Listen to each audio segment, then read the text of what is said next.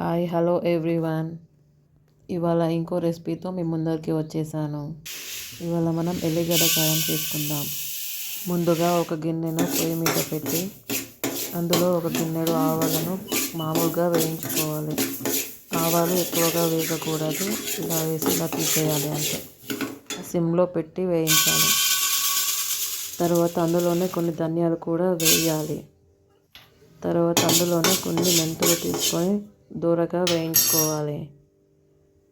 ఇప్పుడు మళ్ళీ అదే గిన్నెలో ఒక పావు లీటర్ నూనె పోసి దాన్ని కాసేపు మరగనివ్వాలి.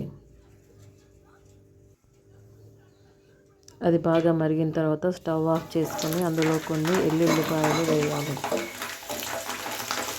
అది మరీ డీప్ ఫ్రై కాకుండా కొంచెం దూరగా వేగగానే వాటిని తీసేసుకొని పక్కకు ఉంచుకొని అందులోనే తాలింపుకు ఆవాలు, కొంచెం జీలకర్ర, మెంతులు, కొంచెం కచ్చాపచ్చాగా దంచుకున్న ధనియాలు వేసి దాన్ని పక్కన ఉంచుకోవాలి.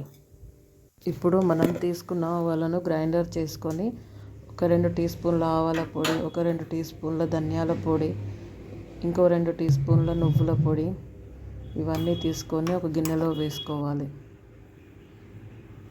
కొంచెం చింతపండు తీసుకొని ముందే నానబెట్టుకోవాలి. ఆ నానబెట్టిన దాన్ని గ్రైండర్ గిన్నెలో వేసి మెత్తగా పేస్ట్ చేసుకొని పక్కన ఉంచాలి. ఈ నూనె చల్లారాక అందులో కొంచెం పసుపును వేసుకొని కలుపుకోవాలి.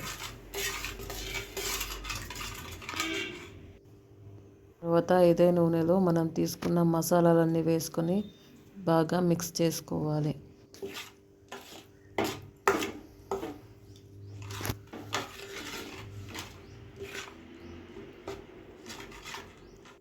తర్వాత అందులో ఒక 2 టీ స్పూన్ల ఉప్పు వేసుకోవాలి. ఇప్పుడు కారాన్ని కూడా తీసుకొని ఈ పొడులలో కలిపేసుకోవాలి. మనకు మసాలాలన్నీ ఏ గిన్నెతో సరిగ్గా తీసుకున్నామో ఆ గిన్నెడు కారాన్ని తీసుకొని ఈ మసాలాల్లో వేయాలి. తర్వాత ఆ కారాన్ని కూడా బాగా మిక్స్ చేసుకొని పక్కన ఉంచుకోవాలి.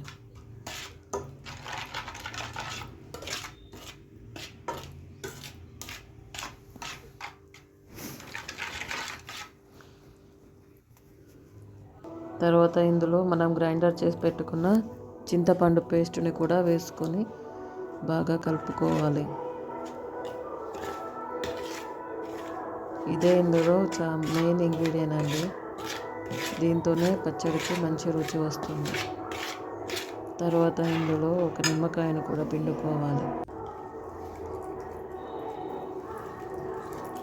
ఇది కొంచెం పులుపును పెంచుతుంది. బాగా పుల్లగా తినేవారు 2 కూడా తీసుకోవచ్చు. తర్వాత ఇందులో మనం అప్పుడు వేయించి పెట్టుకున్న ఎల్లుల్లిపాయలను కూడా కలుపుకొని మూత పెట్టేసుకోవాలి.